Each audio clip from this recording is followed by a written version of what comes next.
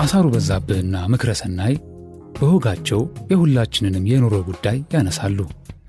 በምክረ ሐሳባቸው ሕይወታችንን እየዳሰሱ መንገዳችንን በሰናይ ጎዳና ይገነባሉ። እነሆ አሳሩ በዛብህ ፈተናውን ለማጋራት ደብዳቤውን ለወዳጁ ልኳል። ወዳጀ ምክረሰናይ ለጤናህ እንዴት አለ? እንደው ሁሉስ ነገር እንዴት ይዙሃል? የኔን ከጠየከኝ ግን ደህና ነው የምልህ ነገር ቢኖር እሱም በሰው እጅ ያልሆነው ጤናዬ እክል ስላልገጠመው ነው። ሌላውን እንኳን ተው።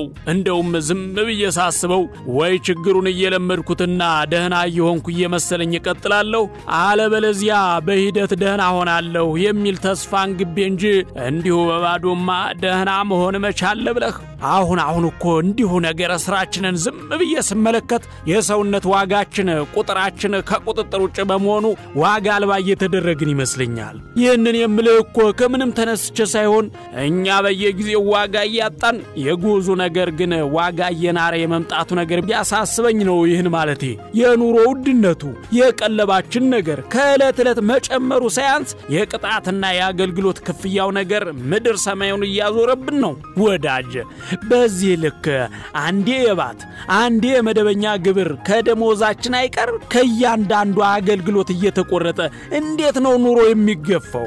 በርግጥ የኑሮ የነገር ቢያስጨንቀኝና ቢያስጠብበኝ እንጂ ይህንን ማለቴ ለዛሬስ ያንተን መልካም ምክር ፈልጌ እንድመጣ ምክንያት የሆነኝ ትላንት የተከበረው የሰንደቅ ዓላማ ቀንና የኛ ነገር ፍየል ወዲህ ቅዝምዝም ወዲያ ቢሆንብኝና ነገራችን ሁሉ አልተገናኝቶም መሆኑ ቢያሳስበኝ ነው ይህንን ደብዳቤ ወደ አንተ ከትቤ መላኬ።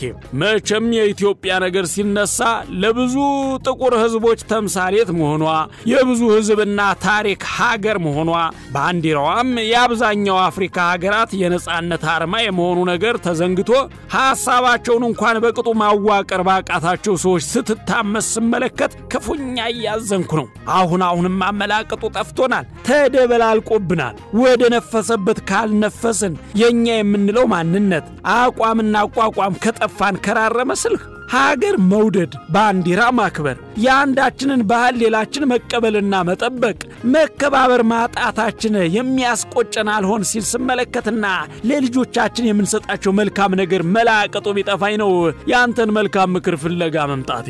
ወዳጅ እንደው ግን እንዴት ያልታደልን ህዝቦች ብንሆን ነው የጋራ የሆነ አንድ የሚያስማማ ነገር ያጣ ነው? መቼ ነው በሀገር በሰንደቅ ዓላማ በጀግና በታሪክ በተፈጥሮ ሀብት በባላቶቻችን ሳይቀር እንዲህ አትስማሙ ተብለን የተረገም ነው? እንዲሁ መቼስ ነው ወደ ልባችን ተመልሰን ስህተታችንን አምነን ቀጣዩን ዘመናችንን እንኳን በሰላም ለመቀጠል የምናስበው? እንደው መቼስ ነው ወደ ልባችን ተመልሰን ስህተታችንን አምነን ቀጣዩን ዘመናችንን እንኳን በሰላም ለመቀጠል የምናስበው እያስባለኝ ነው። እኔማ አንዳንዴ ለልጆቼ ማወራላቸው ኢትዮጵያዊነት ግራ ያጋባኝ ነው። ይሄው እንግዲህ አንዱን ስንይዝ አንዱን ስንለቅ ይሄ ያዋጣናል ያኛው ያጠፋናል እየተባለ ብዙ ለፋን ኳተንን አወጣን አወረድን እኛም በከንቱ ባከንን።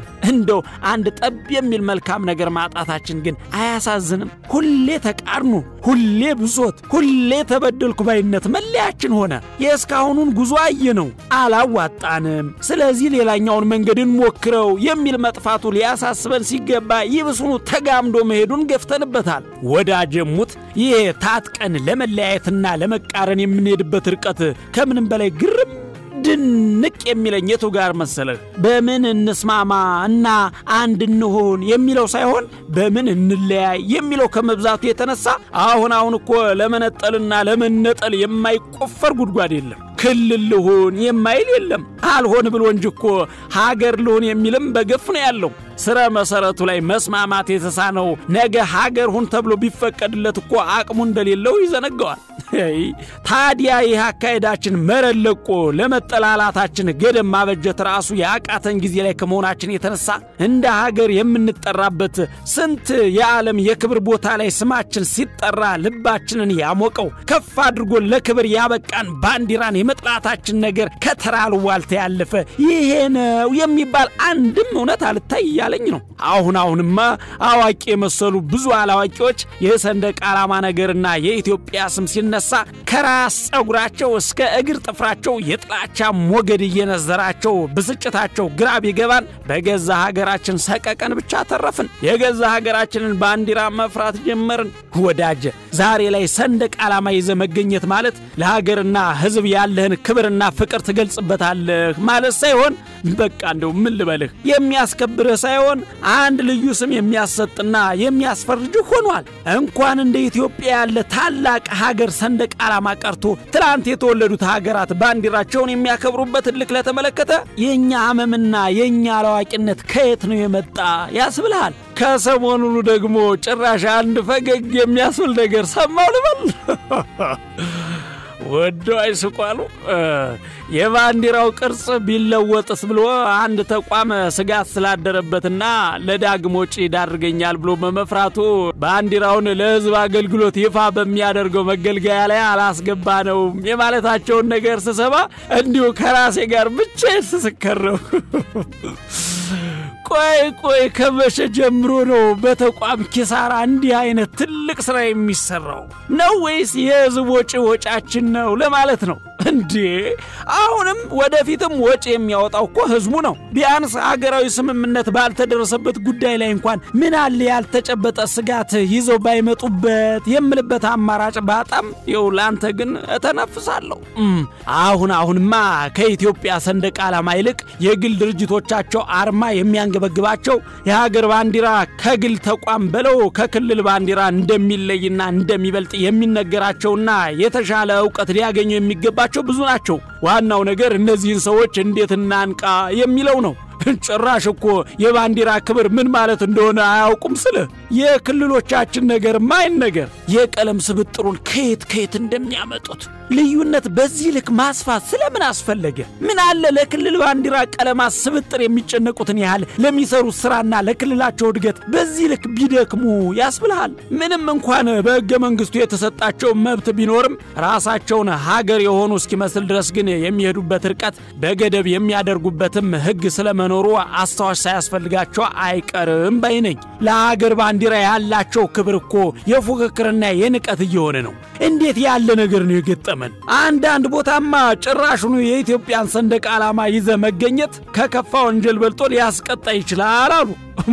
ጉድ እኮ ነው። በመንግስታዊ ተቋማቶቻቸው ውስጥ ሳይቀር የኢትዮጵያ ባንዲራ ቦታም የለው። የደቦ ጥላቻና የደቦ ስድብ ነገርማ እንኳን ለሰንደቅ ዓላማ ለሰው ልጅም በገፍ የሚሰጥ የነጻ ስጦታ እየሆነ በመምጣቱ ባንዲራውን ተሳዳቢው አዋቂ የምትለው የተማረው እንዲሁ በግርድፉ መሽቶ የሚነጋለት እንዲሁ አሰስ ገሰሱ ሁሉ ማንቋሸሹ እንዳለ መሆኑ ሳይዘነጋ ማለት ነው። እንደው ግን ወዳጄ ይሄን ነገር ማን ነው ተው የሚለው? ማን ነው የሀገር ክብርና ፍቅርን የሚያስተምረን? አውቆ አጥፊውን ሆን ብሎ ጥላቻና ነቀፋን የሚሰብከውንስ የትኛው ሕግ ነው በቃ የሚለው? መቼም እንደቀላል የምናያቸው ነገሮች ከኛ አልፈው የተቀረው ዓለም ላይ ራሱ መሳቂያና መሳለቂያ ያደረጉን ስለሆነ ነው ይሄን ማለት።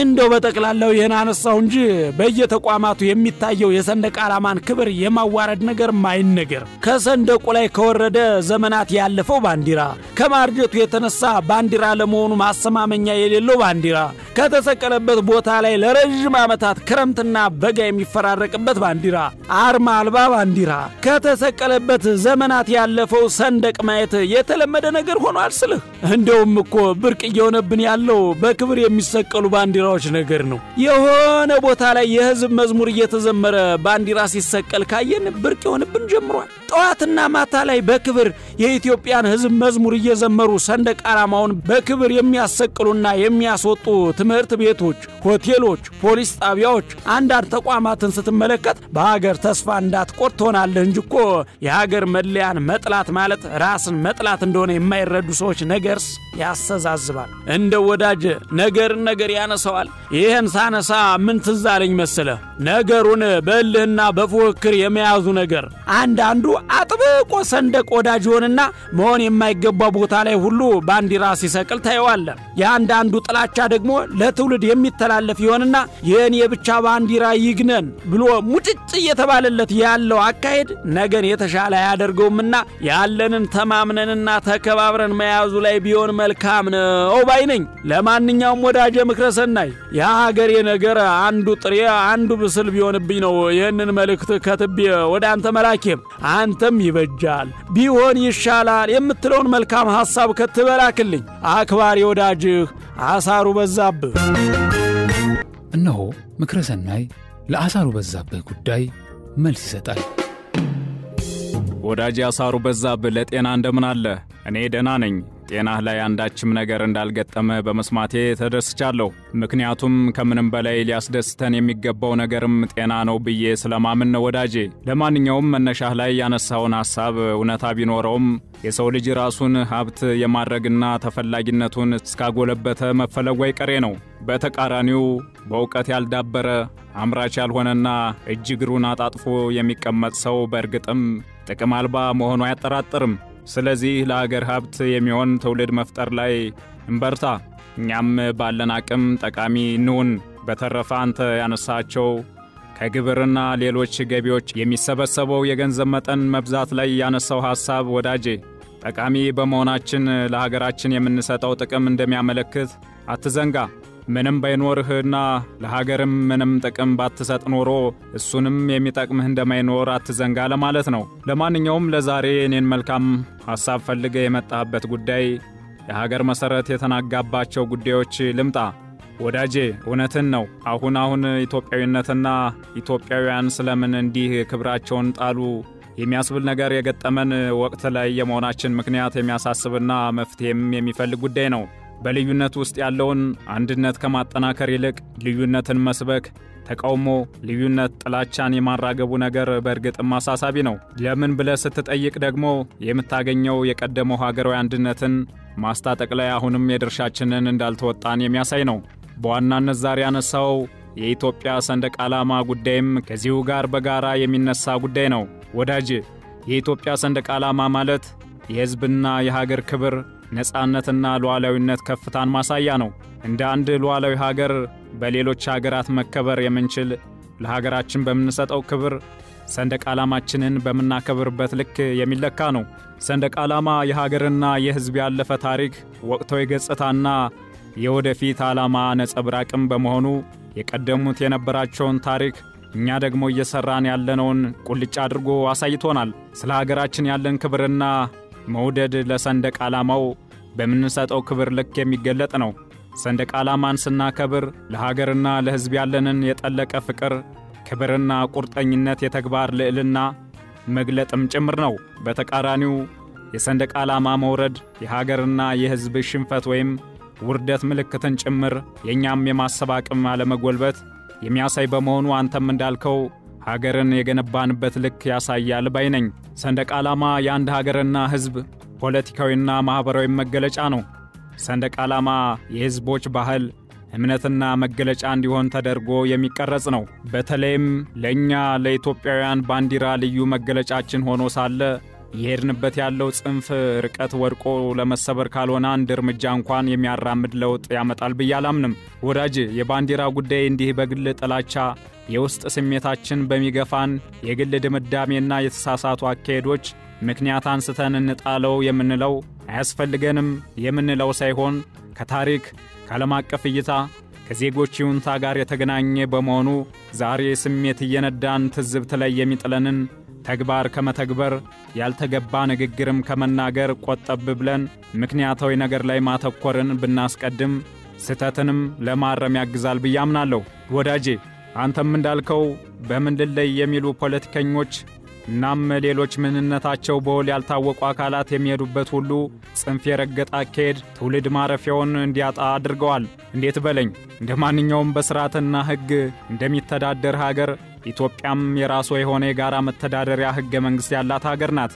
ስለ ሰንደቅ ዓላማም ቢሆን በሕገ መንግሥቷ ያስቀመጠችው ሕግና ሥርዓት አለ። ከነዚህም መካከል ሰንደቅ ዓላማውን በአዋጅ በተደነገገው መሰረት የተቀመጠው አርማውን ሳያካትቱ መጠቀም ግዴታ ነው ብሎ ሕገ መንግሥቱ ቢያስቀምጥም አጓጉል ባንዲራ ወዳጆች ባልተገባ አካሄድ ሲሄዱበት እየተመለከትን ነው። እንደ ሀገር ለሕግና ሥርዓት ተገዥ መሆን በተለይም ሀገር የሚተዳደርበትን ሕገ መንግሥቱን ማክበር የጋራ ስምምነት ያስፈልገዋልና ሁላችንም በሚገባ ልክ ለሕግ ተገዥ መሆንን ልናሳይ ይገባል። አንተ ካልከው የገረመኝ አንድ ነጥብ አሁን የሚያስገርመን ለሰንደቅ ዓላማ የሚሰጥ ክብር እንደ ተአምር መታየቱ ቢሆንም በሕግ አግባብ ግን ሰንደቅ ዓላማ በሁሉም ኢትዮጵያዊ ዘንድ ክብር ሊሰጠው እንደሚገባ ሕጉ ያትታል። ለዚህም ነው የሰንደቅ ዓላማውን ክብር የሚያዋርዱት በሕግ ሊጠየቁ የሚገባቸው። ጽንፍ የረገጠ አካሄድ ፍጹም ስህተት እንዲሁም ወንጀልና የሀገርን ክብር በማሳነስ ሊያስጠይቅ ይገባል። ኢትዮጵያን ያህል ታላቅ ሉዓላዊት ሀገር የሚወክል ሰንደቅ ዓላማን ሕዝብ በተሰበሰበበት ቦታ ሰንደቅ ዓላማውን በጽሑፍ ወይም በቃላት ወይም በድርጊት አሊያም በሌላ በማንኛውም አኳኋን ማዋረድ ወይም ጉዳት እንዲደርስበት ማድረግ ብቻ ሳይሆን ሲያዋረዱ እያዩ እንዳላዩ ማለፍም ተገቢ አይደለም። ይሄን እንዳላዩ ማለፍም ሁላችንም ጋር የሚታይ ግዴለሽነት ነው ብዬ አምናለሁ። እነዚህን ሰዎች በሕግ ተጠያቂ ማድረግ ሌሎች ከዚህ ስህተት እንዲማሩም ያግዛል። የሀገር ባንዲራን መቅደድ፣ ማቃጠል፣ መርገጥ ሀገርን መጥላት ብቻ ሳይሆን ማዋረድ ጭምር በመሆኑ ተጠያቂነቱን በዛው ልክ ሊሆን ይገባል።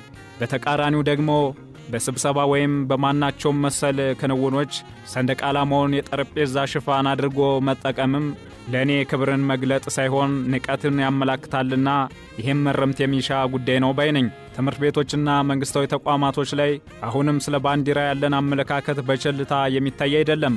ከምንም በላይ ደግሞ በየክልሎች ያለው አካሄድ በእርግጥም ርምት የሚሻ በመንግሥትም ደረጃ መስተካከል ያለበት ጉዳይ ነው።